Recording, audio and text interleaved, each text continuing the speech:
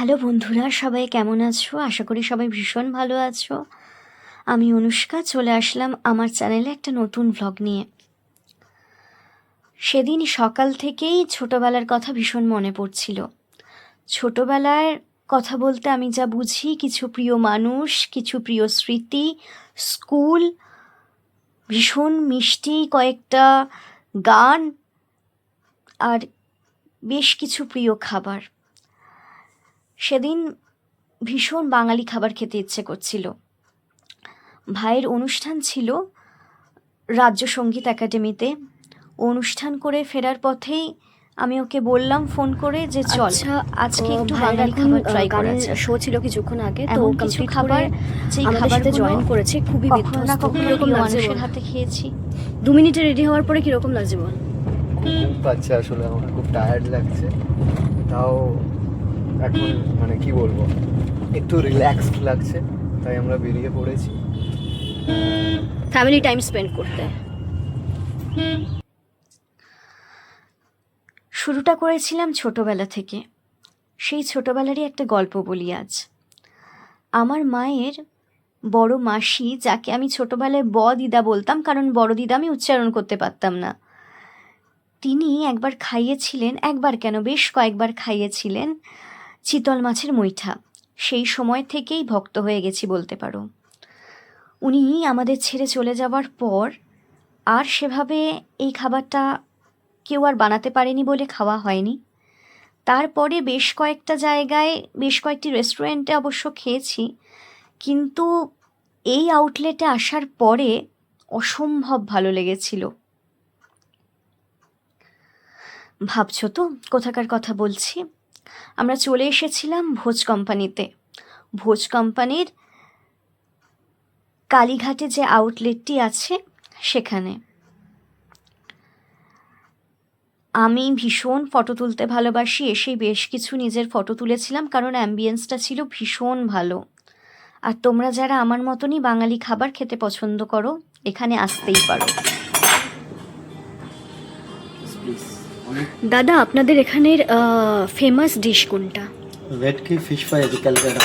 আচ্ছা, আর মানে আমি যদি বাঙালি খাবার খেতে চাই তাহলে আমি কোনটাকে কি আইটেম আমি প্রেফার করতে পারি? এর মধ্যে আপনি bhetki fish fry with Calcutta with kasundi and gondhoraj starter with gondhoraj chicken fry আছে।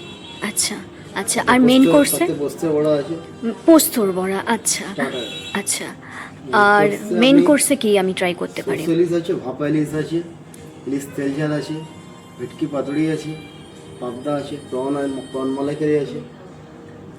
আর আর পোলাও উইথ যদি আপনি থালি খান, থালি আছে। থালি আর আলাকার দুটোই পেয়ে যাবো তো? ভেজ থালি আছে স্পেশাল, আচ্ছা। আর ভেজ থালি নর্মাল আছে একটা। আপনাদের এখানের আউটলেটটা কবে কবে সপ্তাহে প্রত্যেকদিন খোলা থাকে? Everyday 12 PM to 10:30 close, fixed time আছে। আচ্ছা আচ্ছা, আর হচ্ছে কোনো অকেশনে ছুটি বা সেরকম কোনো ব্যাপার নেই তো? ঠিক আছে, থ্যাংক ইউ। প্লিজ।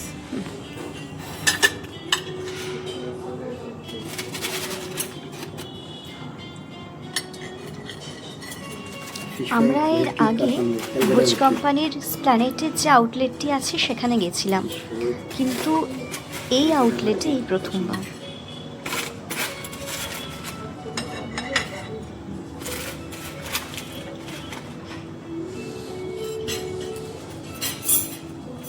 লাগছে এখানকার ভালো খাবার, খুব ফ্রেশ, খুব টাটকা জিনিস। সবাই এলে সবার ভালো লাগবে, এটুকু বলতে পারি। এটা ভেটকি ফিশ ফ্রাই এর রিভিউ দিচ্ছিস তো?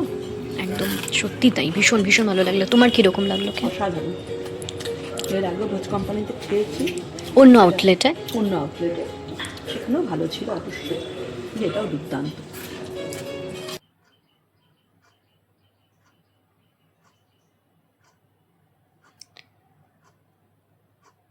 দাদা আমাদেরকে যত্ন সহকারে সবটা পরিবেশন করে দিচ্ছিলেন। কিছু কিছু সময় না শুধুমাত্র ব্যবসায়িক সম্পর্ক নয়, আতিথেয়তাটাও গুরুত্বপূর্ণ হয়ে ওঠে। কচু পাতা ভাপা চিংড়ি। আচ্ছা, স্পেশাল ডিশ আছে, আপনারা একবার খেলে আবার আসবেন। একদম নিশ্চয়ই আমরা আসবো। আর অন্যান্য যে আইটেমগুলো আমরা আজকে অর্ডার করেছি সেগুলোও একবার আমি দেখিয়ে দিতে চাই। এটা হচ্ছে চিতল মাছের মুইঠা, এটা হচ্ছে চিংড়ির মালাইকারি, আর এটা হচ্ছে মাটন কষা, আর তার সঙ্গে আমরা নিয়ে নিয়েছি স্টিম রাইস। আপনারা চাইলে এখানে আরও অনেকগুলো অপশন পেয়ে যেতে পারেন, যেমন পোলাও আছে, এবং আমাদেরকে দাদা আজকে সাজেস্ট করলেন যে কচু পাতা ভাপা চিংড়ি নিতে। তো আমরা ট্রাই করি, তারপরে আপনাদেরকে বলবো কীরকম হয়েছে। Let's try. পোলাও আছে ঢাকায়। মেনু কার্ডের ছবিগুলোও পোস্ট করলাম, তোমরা যদি কেউ স্ক্রিনশট নিতে চাও তাহলে নিতে পারো, তোমাদের একটা প্রাথমিক ধারণা জন্মাবে এখানকার প্রত্যেকটা খাবারের কীরকম কী দাম সেই সম্পর্কে। তবে আমি একটা কথা বলতে পারি, প্রত্যেকটা খাবার ভীষণ ভালো ছিল, অ্যাম্বিয়েন্স ভীষণ ভালো। খাওয়ার সঙ্গে সঙ্গে যারা আমার মতন ভীষণ ছবি তুলতে ভালোবাসো তারা অনেক অনেক ছবি তুলতে পারো। আর যিনি আমাদেরকে এই প্রত্যেকটি খাবার পরিবেশন করছিলেন উনি এতটাই আন্তরিক ছিলেন, এবং দাদা বিশেষ করে চাইছিলেন যাতে আমি ইউটিউব চ্যানেলে ওনার ভিডিওটা আপলোড করি। আমার তো ভীষণ ভালো কেটেছিল সারাটা দিন। আর ভোজ কোম্পানির এই আউটলেটে আসলে তোমরা অবশ্যই এই দাদাকে আমার কথা বলো।